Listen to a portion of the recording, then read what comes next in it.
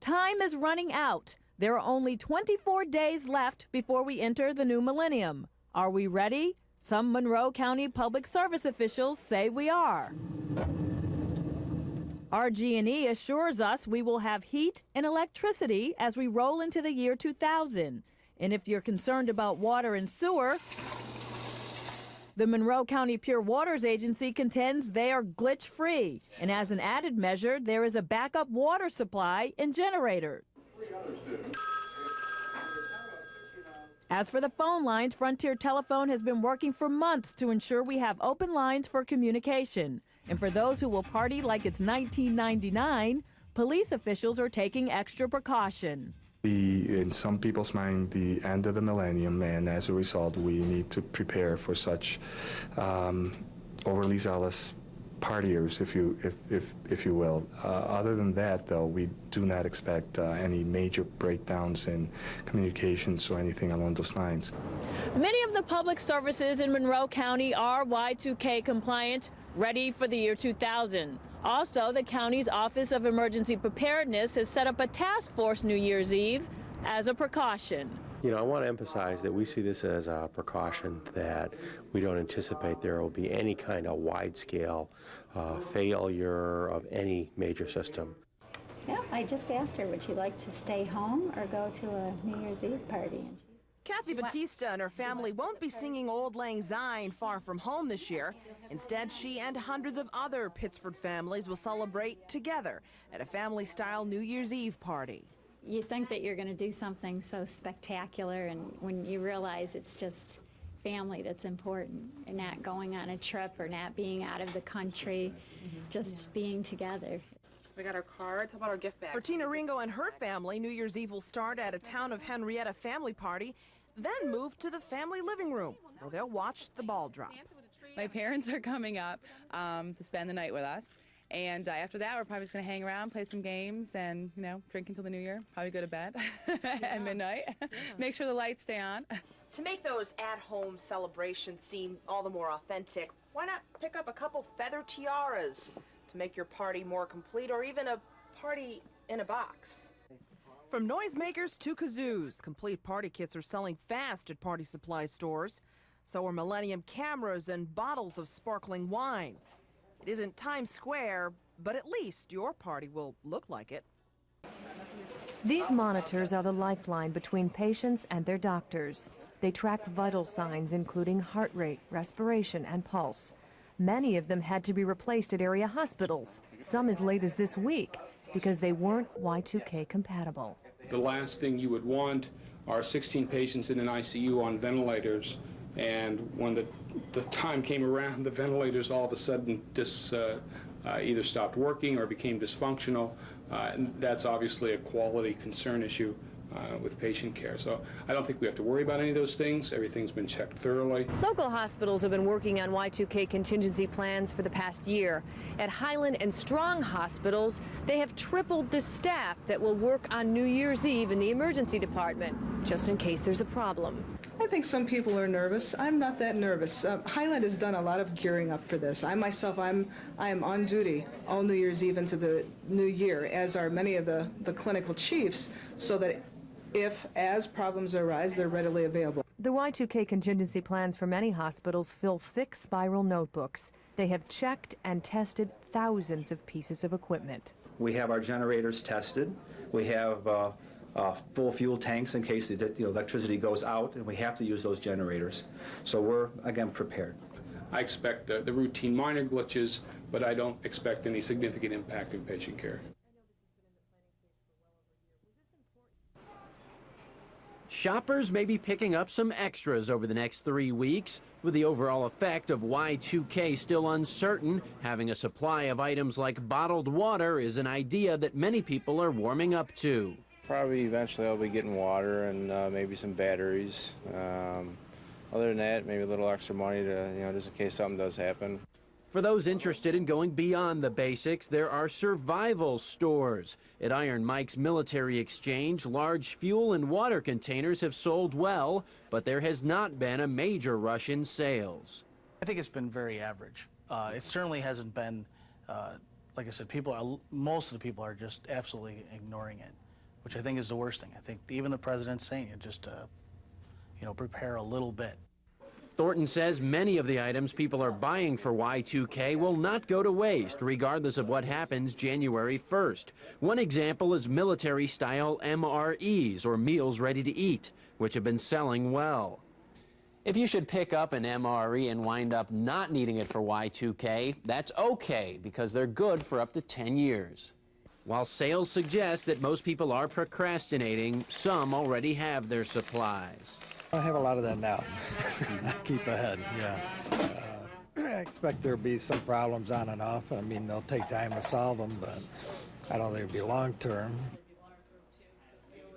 What's a decon box? No. I think it's for It's the most wonderful time. Some people call it the most wonderful time of the year. It is also the busiest time of the year if you're in the business of partying.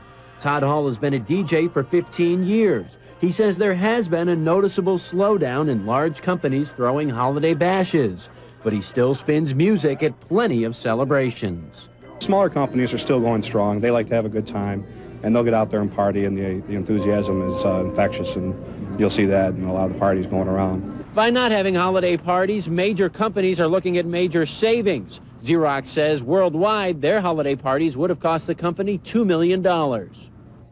While some are cutting back, others are sparing no expense, having extras at company functions. Will you grab a card for me if you would? Any card at all? And it's a free choice. You can grab any card you like.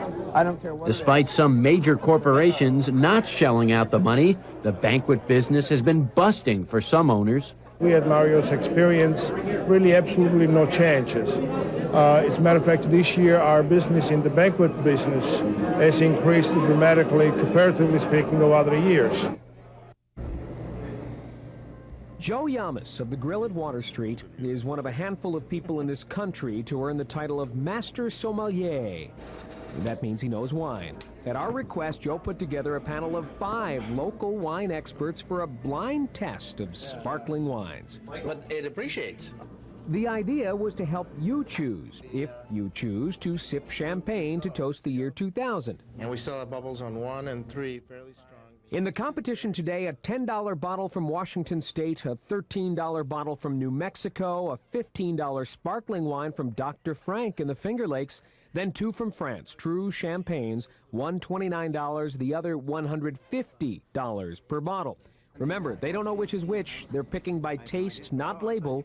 They check out the bubbles, they sniff, they swirl, and they sip. You all picked number 2 as your least favorite, am I correct? Yes. Everybody picked number 2? Right. Number 2 is the Grand Dame. Oh my God, it's faded. The bottle's dead. This is Grand Dame? Number 2. Somebody's going to shoot me. I'm in trouble. These wine guys all ranked the $150 bottle dead last, and they immediately smelled a rat. Yeah, usually I picked it. So I'm embarrassed.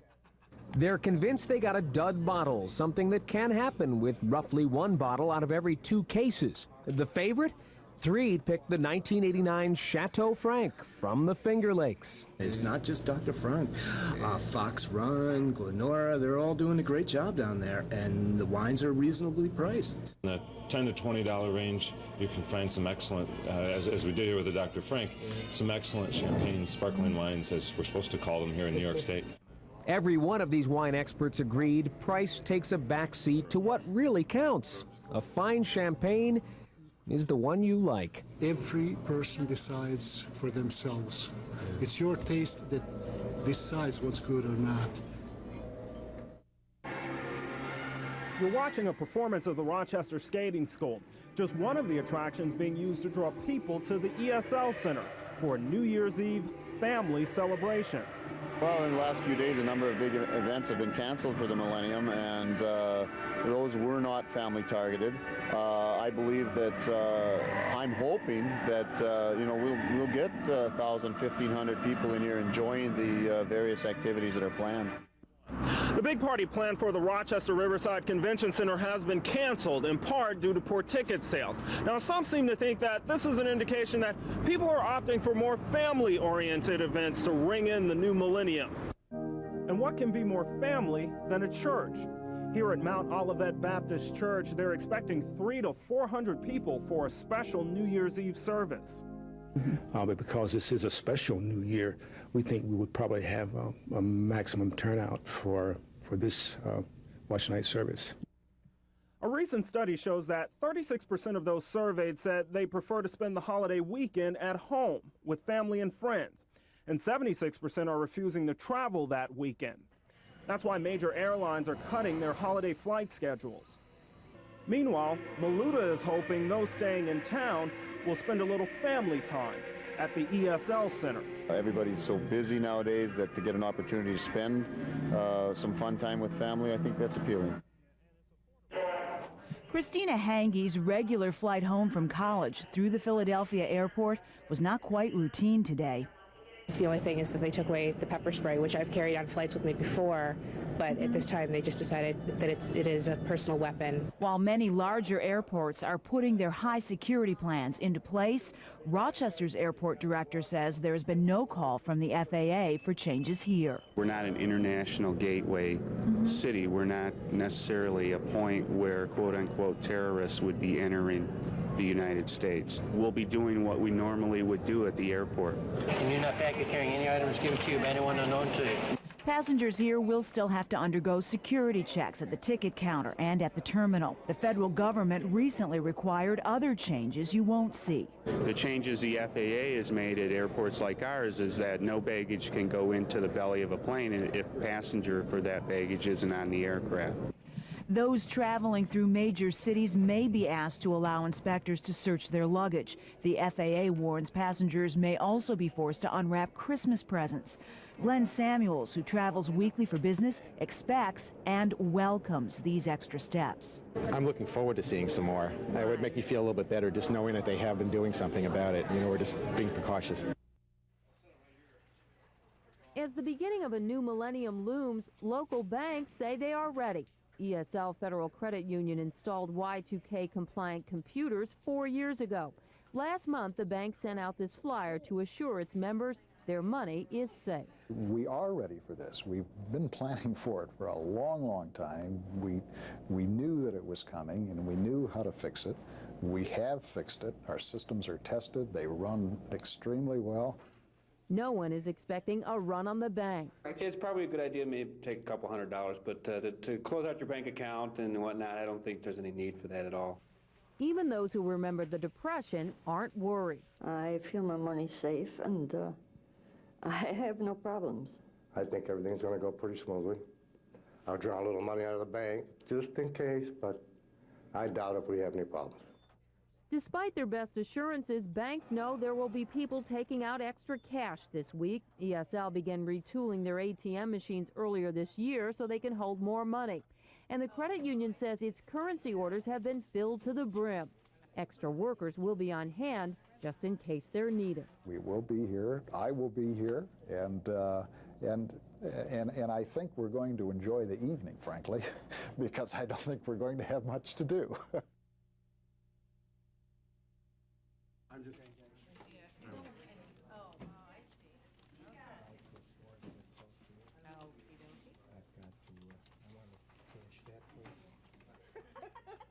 I don't need to mail it, really. Yeah, anything else today, sir? No pressure. I think. Spending 12 hours with my mother? Yes. Just was a scooch too much. He just wanted to balance. How about you? Fantastic. Really? Always.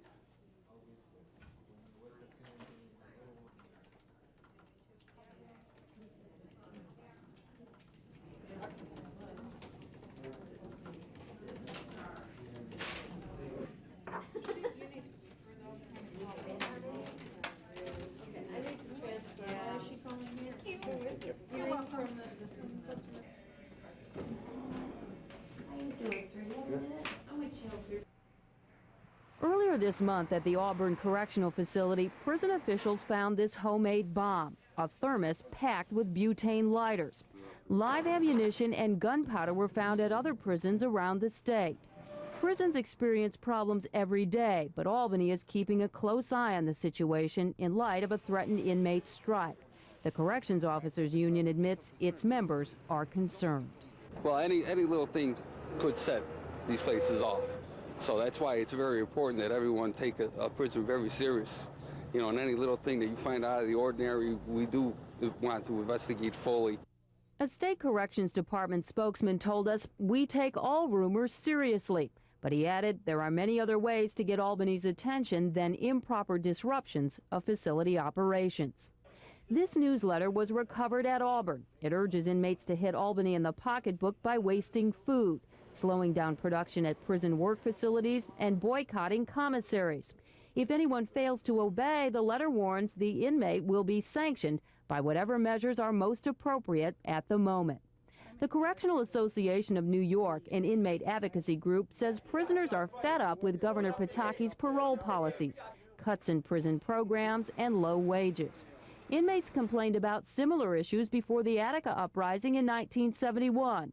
Those who remember it say Albany needs to stand up and pay attention. I hope that Albany does listen and they do start to make changes, and if the governor won't do it, I hope when the legislature gets back in session that they will make some changes.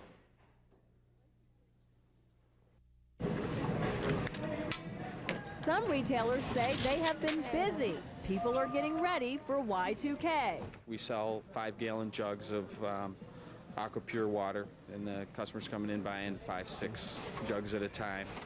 They are also stocking up on batteries, kerosene, and generators. This customer was in picking up lamp oil. He says he's prepared for the worst as we enter the year 2000. I happened to get a wood stove. I wanted to get that in before then so that we can have alternate heat just in case there's a loss of electricity or gas or anything like that.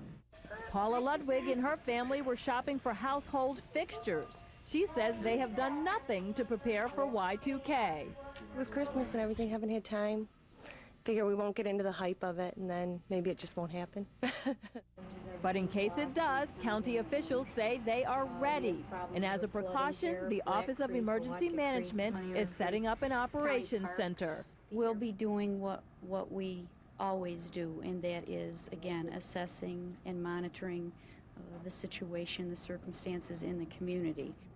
On New Year's Eve, this center will be filled with 50 people from various agencies manning the phones. The last time this happened was during our big snowstorm in March. The county executive declared a state of emergency. Agencies will typically be letting their dispatch center know that they're here, and they will get updates from those folks as to what's happening. Shalonda Roberts, News Source 13.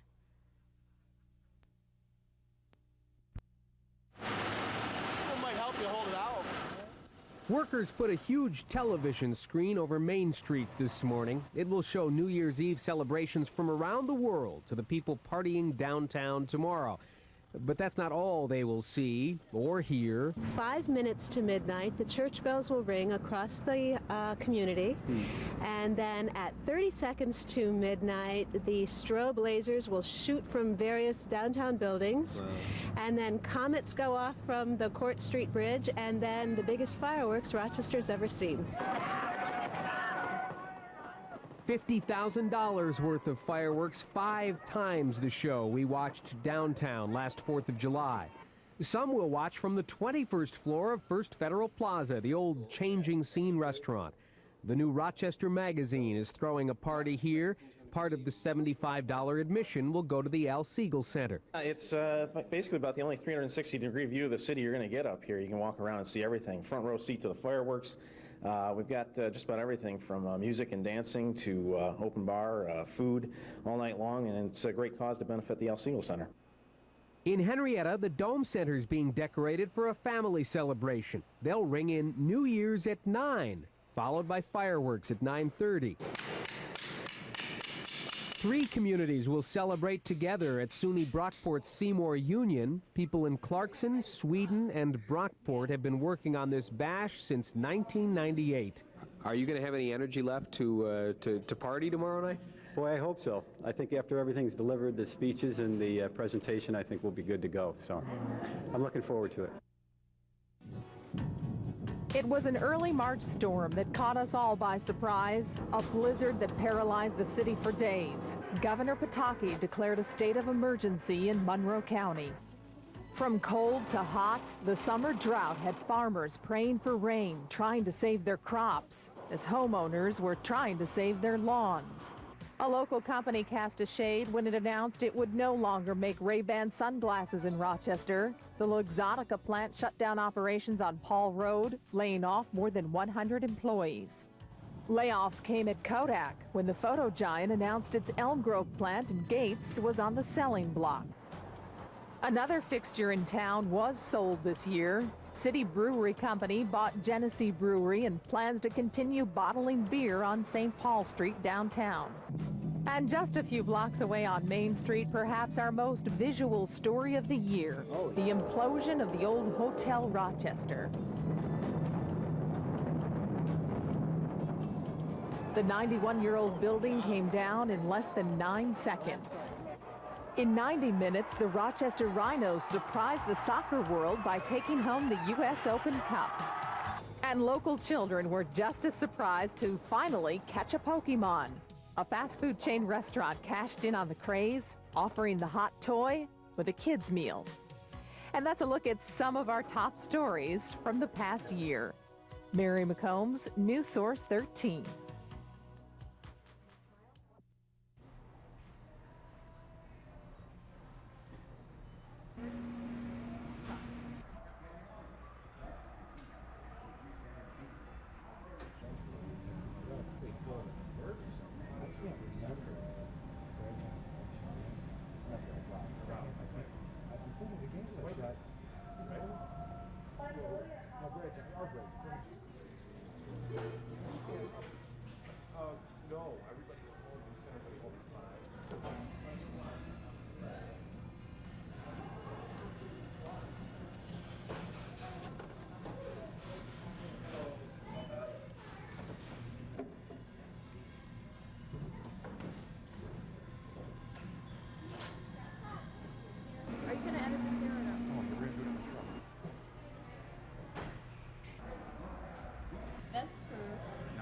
Going out? I'm not worried. If it happens, I'm sure the government and everybody is prepared for such situation. I don't think they're lost. I do not think they're lost. I think they're in control. Okay, but better to be safe. Oh, no doubt. We have a little one at home. We need the water. Yeah, I think the early evening might be fairly busy for us. In particular, we might have some questions on people operating generators or kerosene heaters for the first time, or last minute people wanting to get bottled water, or maybe buy a generator kind of late. But we think we'll be busy at least until 10, 11 o'clock.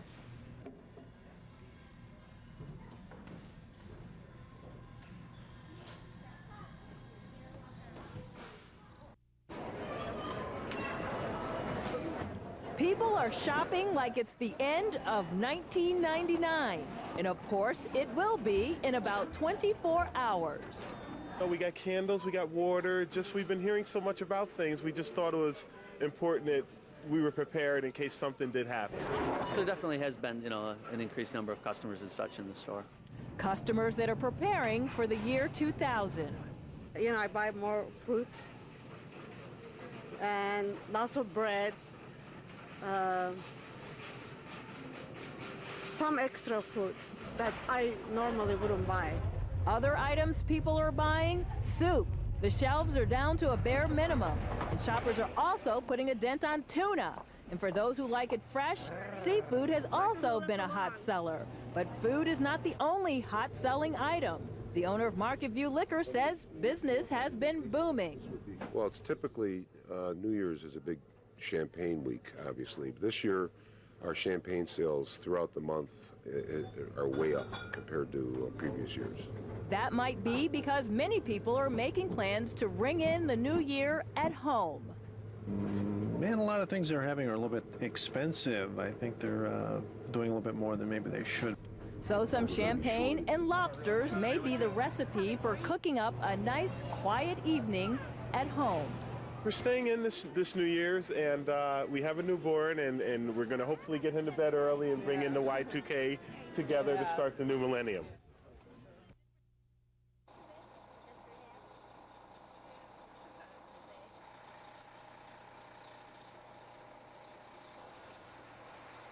T20. Thanks, Jack. Can you let the lady go behind you first? Thank you.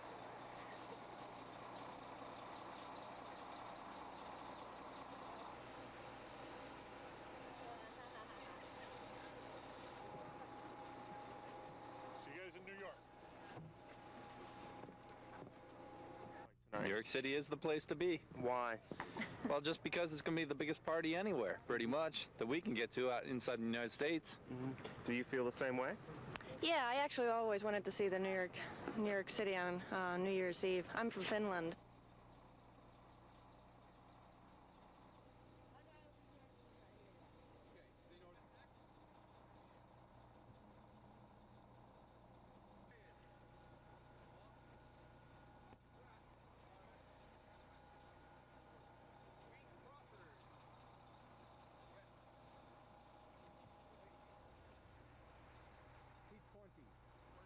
Can you let the lady go behind you first?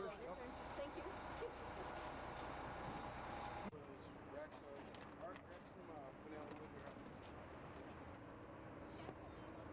Now those two racks together.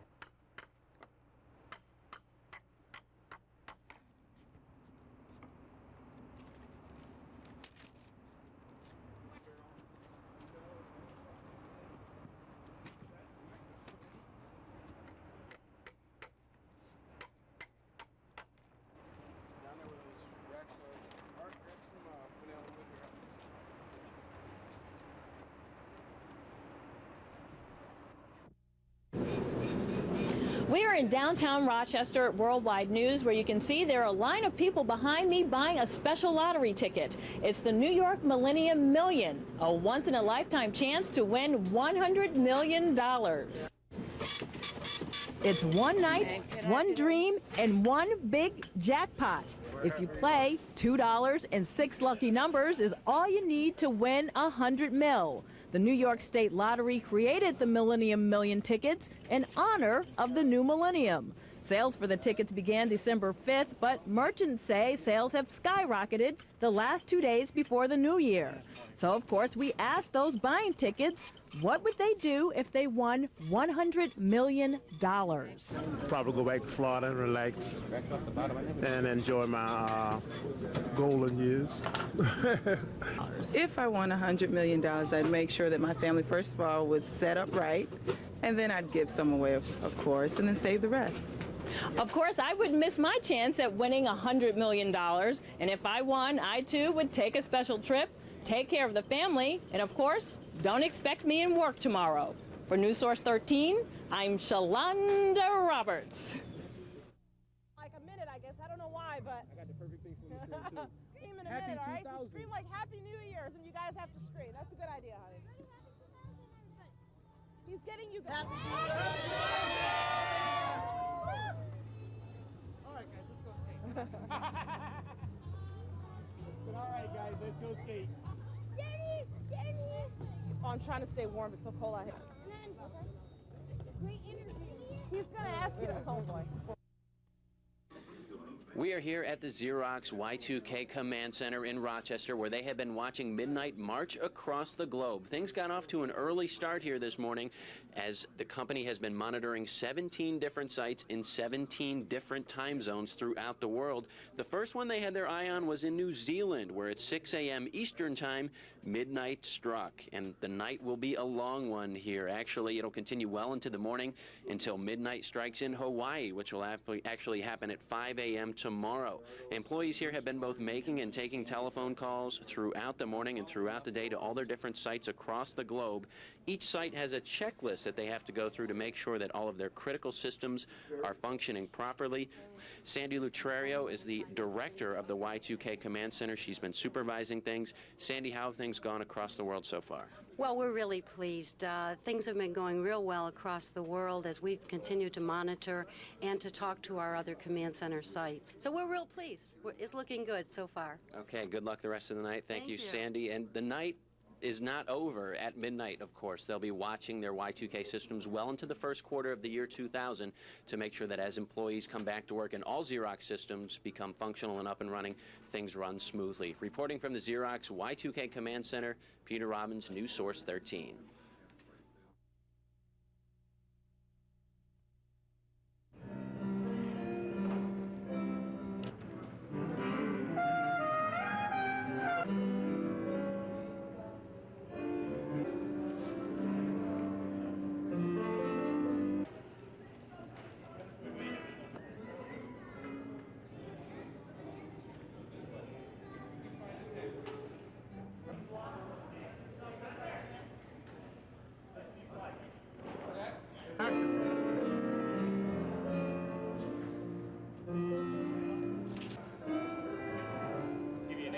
out here.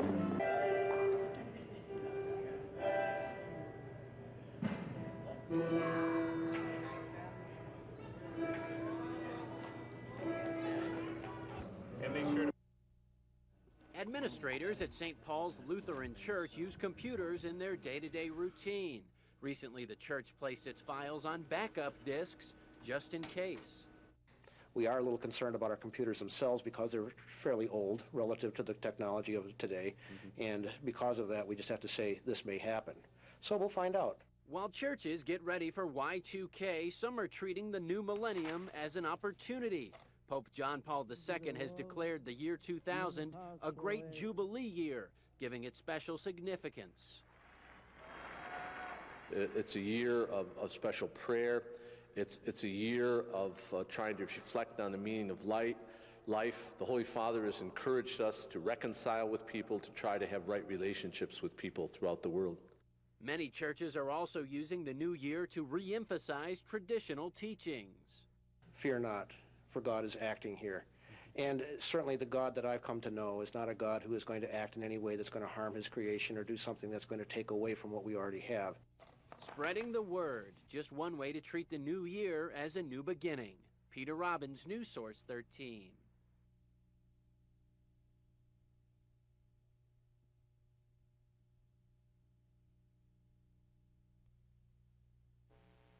Because we all get to start new and I'm still alive in the new millennium. It's sort of like happy because we're all starting fresh, sort of. What are your hopes for the millennium?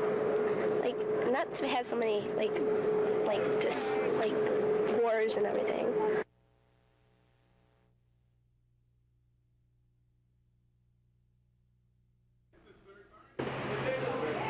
How many chefs does it take to fix a millennium menu? At least 40 working full-time, and that was beginning months ago. The challenge this year was the Y2K thing, so you have to be prepared way in advance. 40 legs of lamb, 240 whole salmon, 240 pounds of cheese, and then there are all of those desserts. This is all Italian desserts: cassata, tartafara, tiramisu. Boy, and in the honor of the millennium, no calories in any of those. Is that correct? Yeah. Chef Okono's kitchen is working like a well-oiled machine so far. At the height of its busiest time in this kitchen, what's it going to look like in here? It's going to be like a bottle fill. You can't just freeze a gallon of milk jug and get a block of ice and start chipping away. It's all cloudy and full of air. It takes about 3 days to make 2 blocks of ice. So it's a pretty slow process in the freezing part of it. And you have to have a real vision for it and be able to see the sculpture actually before it's done. It's very peaceful and relaxing, you know, when you're just doing it down on the back dock here. Really what I enjoy most is the competitiveness of it. Recently I placed second in the national championships. It's a great accomplishment and there leaves room for one more place, so that's what we're headed for.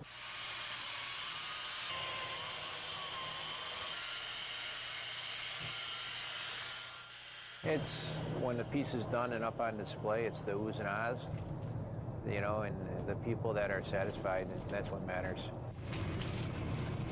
That's always a tough thing. A lot of people ask you that question, you know, how can you stand to let it melt and, you know, diminish away to nothing? And that's what makes you the ice sculptor, you know, and keep the business coming back.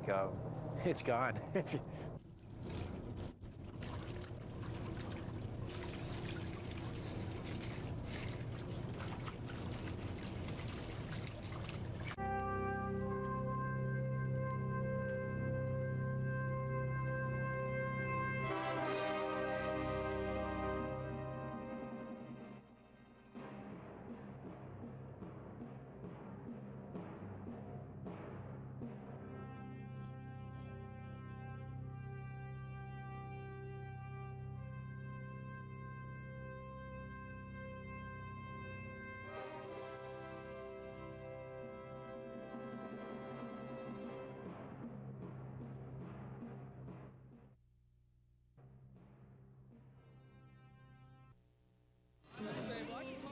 At 11 weeks old, Connor Hester is among the youngest partiers, with a very good chance of being around to ring in the year 2100. Hester Plain's first New Year's party was in 1905. She was honored tonight as a lifelong resident of Pittsford and promises to celebrate past midnight. I want to sit up and hold a dollar bill in my hand so I'll have some money next year. Just in case something happens. That's right. As a little girl, Esther could not have imagined this: digital cameras and Kodak software to make memories. What will these children remember about dancing the night away as the 1900s faded to black? This celebration was just right for about 2,000 people who wanted to be out tonight, but not away from family and friends. Thank you. Bye-bye. Oh, God. Please hold in. This week, we are selling 5 times the volume of water that we normally sell. But water is really the big item. Other than that, we're selling batteries, about 35% more than normal, and flashlights.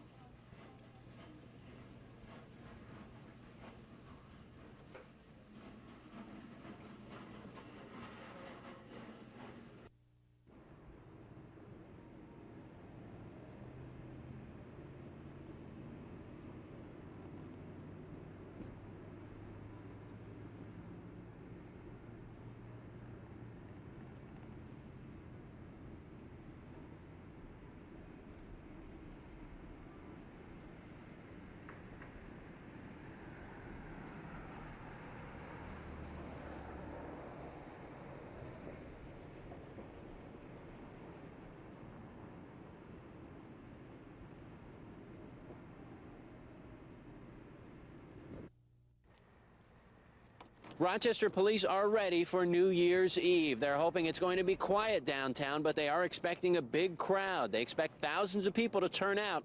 It's a pretty nice night, so they do think that a lot of folks will come downtown to watch the fireworks. 490 East, Contreras, Weeder. Roll call for the Rochester police was around 7 o'clock this evening for those in the downtown section. They'll be stationed throughout downtown to handle the crowd, to also handle all of the street closings that people will be dealing with as they travel into downtown to watch the fireworks or attend some other festivities. We're focusing our attention on downtown area. We have a large fireworks shoot at midnight. We have over 30 officers assigned. The officers are there to make sure that you cross safely and that you have a good, safe time. In addition to their presence downtown, police say they will also have extra patrols out on the highways to look for DUI offenders on New Year's Eve and into New Year's Day morning. Reporting from downtown Rochester, Peter Robbins, News Source 13.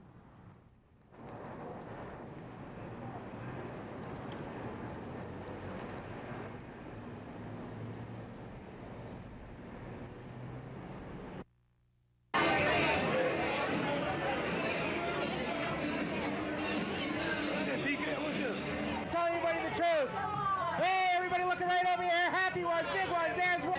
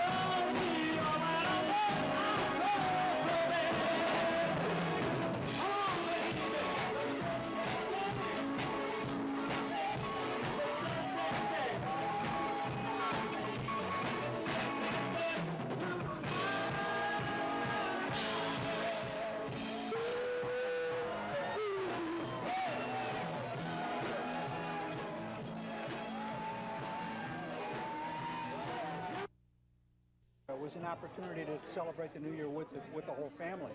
You know, normally, you know, there's either house parties or you stay at home, but I think this was an opportunity to come out and enjoy, you know, celebrating the New Year and bring the whole family. And I think it's a nice opportunity. It's run well. It's a lot of fun, good music. Who could ask for anything more?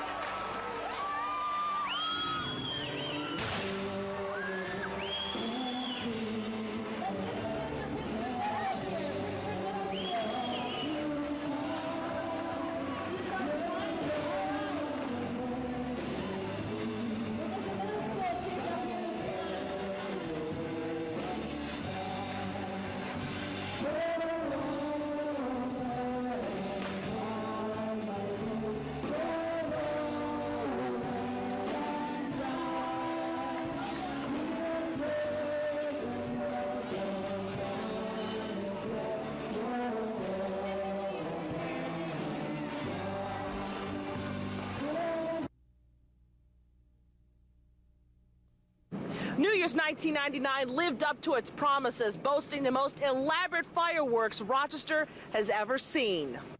Thousands came out downtown to be among those beginning the new year with a bang. Downtown Rochester hosted a night of events that ended with a spectacular show. Of course, it was the perfect backdrop to begin making a wish list for the new millennium. Happiness. Be happy. Be happy.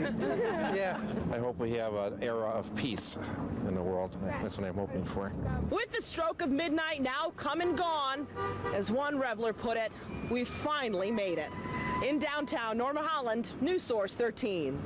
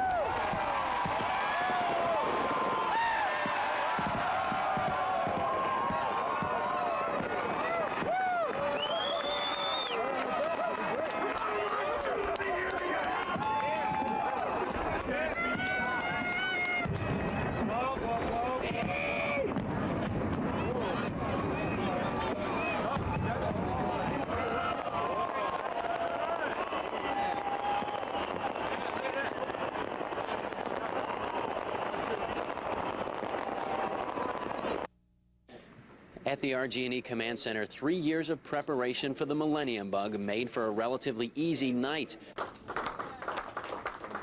As the computers changed from 1999 to 2000, there were no interruptions of power supply for RG&E customers. Workers here were encouraged by what they saw around the world as time zone after time zone hit midnight without incident. We're in a business where we deal with lots of different issues and lots of different contingencies, and this was one of them, but this was a different one. You know, this is a once in 1,000 years, and so I'm happy that things went well. Unlike some other businesses, midnight was the defining moment for RG&E. Now that it has come and passed without incident, they expect clear sailing for the next year and maybe even the next millennium. At the RG&E Command Center, Peter Robbins, News Source 13. Okay.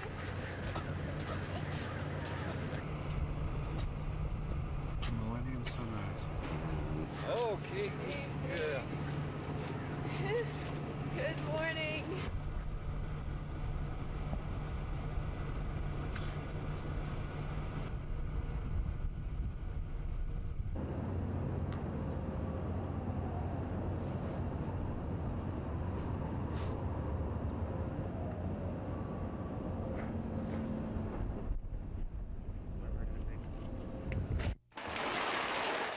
Five 55-gallon drums of water, 2 propane stoves, a kerosene heater. Like the Boy Scouts, Ray Betteridge has a motto for Y2K: be prepared. It's canned goods, powder, stuff that's going to last for a while. Toilet tissue. You don't know how valuable toilet tissue is until you run out. While Rochester ushered in the new year with fireworks over downtown, Ray cranked up his radio and bunkered down. Crank radio. Had a flashlight on my desk, crank radio, candles. I had lights. Battery-operated lights. I was ready. I was ready for the worst. And then midnight struck, and what happened? I was kind of disappointed. Believe it or not, I expected the worst. All around Rochester, the story was that there's no story at all. At the airport, they were prepared to hand check baggage, but didn't need to. No problems either with power or phone service. Xerox has spent 3 years and more than $180 million on Y2K readiness. Employees booted up computers for the first time in the new year today without a hitch. In Rochester and across the nation, people are left wondering what all the fuss was about. There are still people raising a question about, well, was it too much money? Was it a hype? I think most people understand computers are complicated. These systems are risky. For his part, Ray is not convinced the threat is over yet, but he has not lost his sense of humor either. I got a lot of ribbon at work. They basically thought I was kind of losing it. But I got to take care of my family. My family's first.